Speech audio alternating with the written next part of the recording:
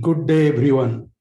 I am Biswajit Mahapatra, Partner, Executive Director, Hybrid Cloud Transformation Services at IBM. I'm so happy to be here with all of you today. I will be speaking on DevSecOps, upskilling in the new world order.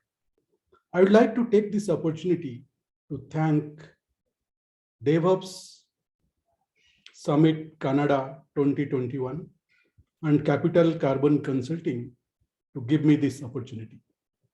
As you all know, the world has changed and so has risk. The pandemic has presented unprecedented challenges. In the same time, it has also provided unique opportunities for all of us. Disruption, as you all know, is inevitable, but reinvention is extremely essential. As you know, the whole business paradigm is changing in the post-pandemic new world order. The world is becoming more intelligent, more interconnected, and more instrumented. That's giving rise to new business model. The entire industry is reshaping its business process.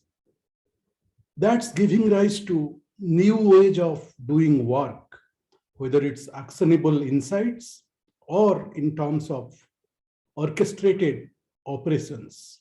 And there is a strong need for building new expertise, building restless talent, and collaborate with our partners, with our ecosystem in an orchestrated ecosystem. There is evolution of a cognitive enterprise. The digital reinvention is driven by hybrid multi-cloud, and that's becoming a CIO priority today. As we move from outside in to inside out transformation, there is strong need for market making business platforms. The whole business is rebuilding around intelligent workflows, and there is deep focus on enterprise experience and humanity. When you talk about this journey towards cognitive enterprise, we need to think about culture of agile innovation, ecosystem expansion that I already talked about. There is increased focus on exponential technologies, cognitive automation, focus on artificial intelligence and machine learning. Data is becoming extremely democratized. Data interoperability is key. And the entire business, entire experience is rebuilding around next-gen applications. And the good news is that all of these are getting built on a foundation of hybrid multi-cloud that is enabled by DevSecOps practices. So that's why DevSecOps is becoming extremely important. Today, for enterprises, adopting DevSecOps is not a choice. To stay competitive, to achieve the agility, the nimbleness in the business, and drive productivity, time to market advantage, as well as quality, DevSecOps is becoming paramount importance for the enterprises. But if you really look at the reality, almost 86% of the companies believe agile software delivery is critical, but only 25% today leverage software delivery effectively. So there's a strong gap that needs to be bridged. It's related to technology gap, it's related to culture, it's related to mindset, and DevSecOps really attempts to bridge some of those gaps and make the organization fully agile and fully futuristic to address the challenges and opportunities that the organization faces today. Just to give you some statistics, today, the leading adopters of DevSecOps are outperforming others. There is 46 times more frequent code deployments today, almost 120 times faster incident recovery. That's becoming possible because of the implementation of DevSecOps practices within the organizations. So what's really happening? When you talk about enterprise journeying towards cognitive enterprise journeying towards hybrid multi-cloud transformation, no matter whether you are creating cloud strategy and advising your customers on cloud adoption, or based on the cloud roadmap that you create, whether you are migrating workloads to cloud or modernizing workloads to cloud, breaking the monoliths and strangling the monoliths and building cloud native applications and microservices in the target cloud environment, or performing application operations on cloud, DevSecOps is the foundation of each of these journeys of your customers to embrace the hybrid multi-cloud journey. So DevSecOps on cloud, you could leverage hybrid multi-cloud architecture. You can focus on your architecture point of control, but excuse me, your cloud platform architecture and engineering, your solution DevSecOps, and your solution operations center is going to drive the right outcomes for your business. So when we are taking this transformation journey, adopting DevSecOps practices, how do you start? Many of my clients, when I talk them about the benefits that DevSecOps implementation can bring into table, their favorite question is, that's good, sounds good, I can leverage tools, I can leverage automation, I can break the silos, but where do we start? How do I really embrace this journey and really define certain success criteria that I can measure and build upon that as I move forward in this journey? So the first step, initial planning for the project and for the program readiness is extremely key, right? So you need to perform workshops, you need to adopt design thinking practices and principles to lay out what's going to be the approach for your DevSecOps transformation and what benefit, what parameters you are really trying to address as part of your DevSecOps journey. It's extremely important to do the planning, and this planning in the DevSecOps implementation is extremely continuous. That's why we call it as continuous business planning. Once you perform the plan, once you lay out the vision, you know how do you realize that vision to tangible outcomes. Then the next step is establish a DevSecOps center of excellence. Acquiring right skills, acquiring right talent, making your team enabled on process, method, and tools are extremely important. Then the next thing you need to focus on, how do you really establish a program governance mechanism that includes your communication plan, that includes the entire 9 yards of enablement program of your team, and finalizing the program KPIs that you will measure, monitor, and track as you move along in this journey. Once you define that, then you can start your factory-based operation. You can decide your project intake process. You can decide what part of DevSecOps levers that you want to address. Are you going to focus on continuous business planning, or are you going to focus on continuous development, or continuous delivery, or continuous integration, continuous monitoring, continuous optimization, continuous feedback? You can define each of those levers and decide on the KPIs and successfully try to implement and measure against those defined KPIs how your DevSecOps journey is performing. If there are areas of improvement, you can take the measures to improve those areas. Maybe you start small with a pilot as a next step. You identify the low-hanging fruits, low-value areas which can really become easier for you to see the results, and then that can build a lot of confidence with your client, with your team, and then you incrementally build upon that. So conducting the pilot and identifying the results that is coming up from the pilot and slowly enhancing your process, method, and tools based on the pilot experience is extremely important as well, right? And once you do that, then you incrementally build upon, you completely scale out your overall DevSecOps program across different levers. You can onboard parallel release trains, you can apply intake process, and then start supporting measuring, monitoring, and tracking, and slowly extending into various observability as well as chaos engineering practices. So that's going to be the step-by-step approach for your DevSecOps transformation. It's always advisable to co-create and co-execute the entire journey along with your client. And when you co-create and co-execute your DevOps journey, 3 steps, extremely important. First, you design your target state, number 1. Number 2, you establish your DevSecOps foundation. And number 3, you scale and expand your capabilities. When you design your target state, priority number 1, based on the assessment you do, based on the maturity level that you are operating in today, and based on your plan to reach the maturity curve higher up the order, how can you strategically prioritize your approach?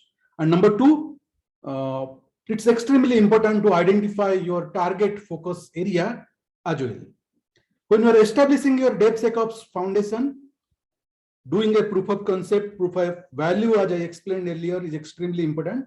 And then you need to really do the capability and enablement of your team so that the team knows the tools, the team knows the processes, team knows the methods, and they're ready to co-execute this transformation journey. So establish the DevSecOps Center of Excellence, which will address what I call as 3 Ps, your people, your process, and your products. And that should be the approach for your DevSecOps journey, and that will actually be the first point for your DevSecOps transformation. When I talk about capability, I talked about enablement. You know, the entire talent landscape is changing. And if you really today look at the most difficult change in the industry today, and the entire industry is struggling today, it's nothing but having the right talent, right?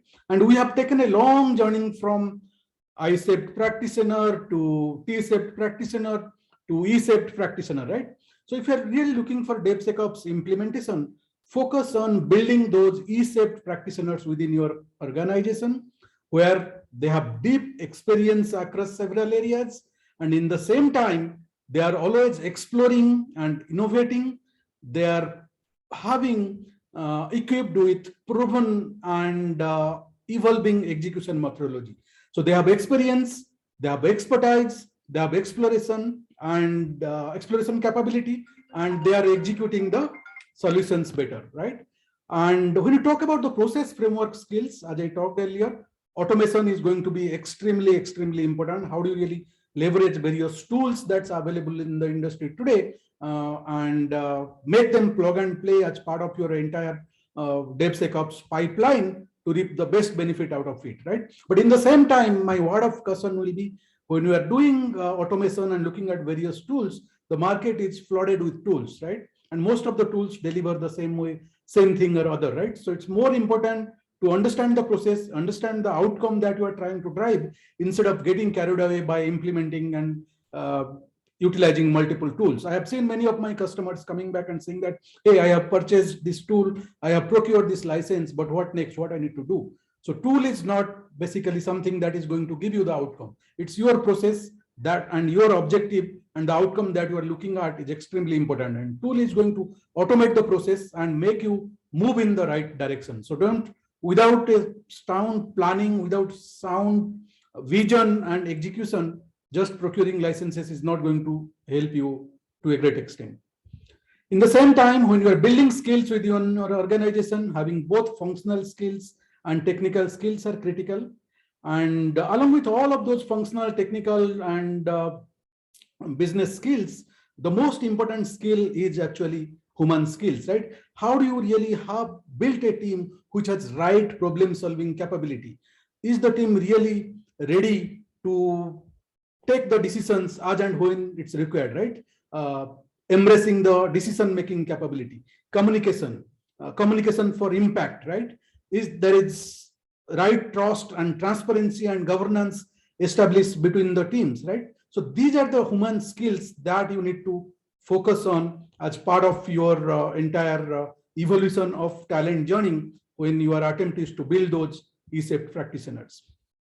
This one is from DevOps Institute, but I find it extremely important and extremely interesting when you are talking about upskilling and building the top 5 skills in the top 5 domains. Automation skills, I already talked about continuous business planning, continuous delivery, continuous integration, continuous development, continuous testing, continuous monitoring, continuous feedback and optimization. So those are the automation skills across each of those levers, the tools across each of those levers that a DevSecOps practitioner need to know, need to practice.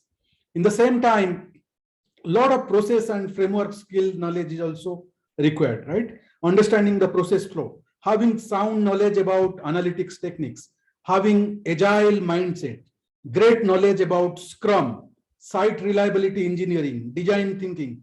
Those are the additional process skills a DevSecOps practitioner is expected to know.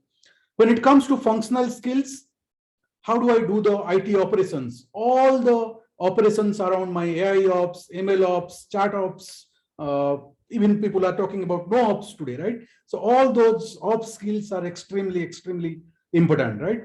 A sound understanding of IT infrastructure. How do I do IT infrastructure automation? Can I leverage Ansible Terraform scripts to and the templates to do the entire provisioning automated, for example? Having security implementation, and security should not be an afterthought. Security should be part of your DevSecOps implementation journey, and having the right security tools is extremely important for the DevSecOps practitioners. Then, obviously, you need to have sound knowledge about application development, application design, application architecting, right?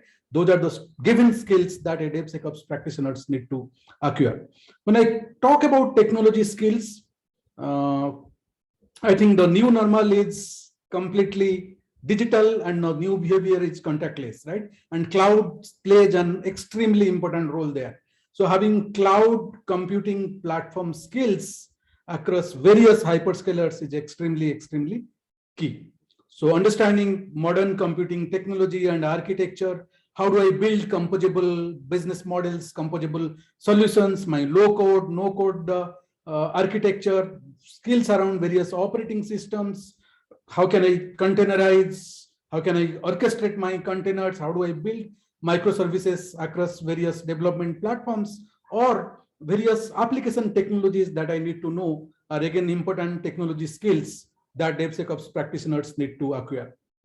When it comes to human skills, and I treat this as the most important skill, how do I collaborate with the stakeholders, with the client, with my team, with my ecosystem partners? It's extremely important. All about sharing the knowledge, doing the knowledge transform, working as a team instead of working in silos, communication skills, commitment, and those are the empathy and diversity and inclusivity, right? Those are the skills extremely important, and more so in the post-pandemic era where we are operating, where everything is today remote, and though we are trying to move from a remote to hybrid workforce model, but having these human skills are going to take the DevSecOps practitioners a long way. And to summarize this, of course, deep expertise, execution capability, strong experience, and the curiosity and interest to explore new things as you take this journey, as you embrace this journey as a DevSecOps practitioner, will make you very successful as you plunge into the DevSecOps career and upskill yourself in this. Quickly talking about future skill framework that we practice today. Obviously, when you are starting your DevSecOps journey, you are starting at a foundation level. Then slowly you have to plan, you have to upskill yourself, enable yourself from foundation to experience, from experience to expert, and expert to thought leader level, right? And you can start as a DevSecOps engineer, and then you can steer your career, whether you want to become a DevSecOps architect or DevSecOps consultant or DevSecOps project manager, and then you can take the guided learning path and the certifications that's available today, and make yourself move from experienced to expert to thought leader, and you can take that journey basically, right? Some of the foundation skills, as you see on the pyramid, right? Agile design thinking, I explained, is the key foundation skills. And to become a DevSecOps engineer, you need to understand cloud, you need to understand security, microservices, and then slowly you go into various cloud certifications. Let's say if you are an AWS practitioner, just to give you an example, maybe you have to do AWS CSOP certification or become a professional DevOps engineer certified person, just to give you an example. And slowly across all hyperscaler, I just gave you AWS example, but you can pick up Azure or IBM or Google or any of the hyperscaler certifications, and then steer your journey based on your experience and based on your interest to become a DevSecOps evangelist and a thought leader in your career, right? So keep in mind, the future skills framework is important. No matter at what level you are on your career, if you are trying to build your expertise around DevSecOps and want to prove yourself as a DevSecOps evangelist, you can take the path of consulting or project manager or architect, and then strive for becoming a DevSecOps evangelist and go through those experience, go through those learning, and go through those certifications to reach there. To close the gaps, what industry is doing today? It's extremely important to have DevSecOps as part of the university education system. There are many engineering institutes as well as MBA institutes who has actually already incorporated DevSecOps as their curriculum, which is definitely helping many of your students and making them job ready before they start working after passing out from those educational institutes, right? Obviously, the focus is shifting, so less firefighting and more tool chain automation. So having right skills around the process, method, and tools are extremely important. In the same time, define DevSecOps talent requirement and partnering with experts to fill the gaps are required. There are many DevSecOps community of practices where you can become part of, where you can become a practitioner, start learning, start acquiring knowledge. And this learning, unlearning, and relearning is going to be a continuous process for all of us to fill the gaps and to make us ready and future skilled for the future requirements, right? In the same time, there is a lot of open source development activity happening in the industry. There is a lot of open source tools available that you can leverage as part of your DevSecOps transformation journey. So focus on leveraging MOOCs to build the talent. And then it's of paramount importance to institutionalize DevSecOps culture as well as mindset to become a successful practitioner. And as I already explained, human skills and soft skills are not really overrated. They are extremely important. So focus on operating with those human skills and acquiring those human skills through certain training, through certain practice, and be ready for the opportunities that's knocking at your door today and in coming days. Yep, so that's what I probably wanted to share with you all. As you all know, the most resilient and innovative business today are getting built with DevSecOps, and that's underpinned by skilled DevOps and DevSecOps practitioners. The future is all going to be based on DevSecOps enabled hybrid multi-cloud transformation. So to achieve that tardigrade resiliency, to become more regenerative to the innovation, to the environment, and to do that strategic envisioning to provide right outcomes to your clients, now it's the time for all of us to acquire the right skills and move ahead, move up on the value chain in our DevSecOps journey. Thank you very much. Thanks for being patient to listen to me. And once again, DevOps Canada Summit 2021 and Capital Carbon Consulting. Thank you very much for giving me this opportunity. Thank you.